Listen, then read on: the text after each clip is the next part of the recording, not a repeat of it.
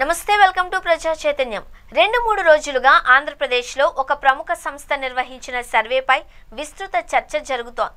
సదరు సర్వే సంస్థ 2024 సార్వత్రిక ఎన్నికల్లో ఏపీ ఫలితాలపై వెల్లడించిన వివరాలు నిజమయ్యాయి. కూటమికి 160కి పైగా అసెంబ్లీ సీట్లు వస్తాయని చెప్పిన ఏకైక సర్వే సంస్థగా ప్రజానీకం మన్ననలు పొందింది. ఇప్పుడు అదే సర్వే సంస్థ కూటమి ఏడాది పాలనపై క్షేత్రస్థాయిలో పరిశీలన చేసి ప్రజాభిప్రాయం సేకరించినట్లు నిర్వాహకులు చెబుతున్నారు. ఇందుకు సంబంధించిన వివరాలను ఈ నెల 12న వెబ్సైట్లో పెడతాము అని ప్రకటించారు. అయితే సదరు సంస్థ నిర్వాహకులు ఫలితాలపై అనధికారికంగా వివరాలు వెల్లడించారు. ఇప్పటికిప్పుడు ఆంధ్రప్రదేశ్లో అసెంబ్లీకి ఎన్నికలు జరిగితే ఎలాంటి ఫలితాలు వస్తాయో వారు వెల్లడించిన వివరాలు కూటమికి భారీ షాక్ ఇచ్చేలా ఉన్నాయి. ఇప్పుడున్న రాజకీయ వాతావరణంలో ఏపీలో ఎన్నికలు జరిగితే 164 మంది ప్రజాప్రతినిధుల్లో 76 మంది ఓడిపోవడం ఖాయము అని సర్వే ఫలితాలు వెల్లడిస్తున్నాయి. ఏడాది క్రితం జరిగిన సార్వత్రిక ఎన్నికల్లో టీడీపీ, జనసేన, బీజేపీ కలిసి కూటమిగా ఏర్పడ్డాయి. వైసీపీ ఒంటరిగా పోటీ చేసింది. ఎన్నికల్లో టీడీపీ 135, జనసేన 21, బీజేపీ 8 అసెంబ్లీ సీట్లను దక్కించుకున్నాయి.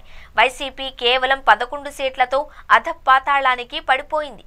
కూటమి ఏడాది పాలన ప్రజాభిప్రాయానికి విరుద్ధంగా సాగుతుంది అనేందుకు సదరు ప్రముఖ సర్వే సంస్థ క్షేత్రస్థాయిలో సేకరించిన వివరాలు వెల్లడిస్తున్నాయి.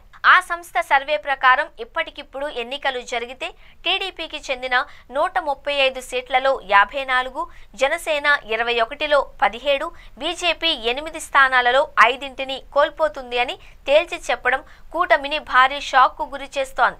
మరీ ముఖ్యంగా 19 నియోజకవర్గాలలో 30% ఓట్లను కూటమి ఎమ్మెల్యేలు పోగొట్టుకున్నారు అని నిర్మోహమాటంగా ప్రకటించారు. అలాగే 5 నుంచి 25% చొప్పున ఓట్లు పోగొట్టుకున్న నియోజకవర్గాలు ఎక్కువగా ఉన్నట్టు ప్రకటించారు. దీన్ని బట్టి కూటమి ఏ స్థాయిలో తమ సీట్లను పోగొట్టుకోనుందో అర్థం చేసుకోవచ్చు.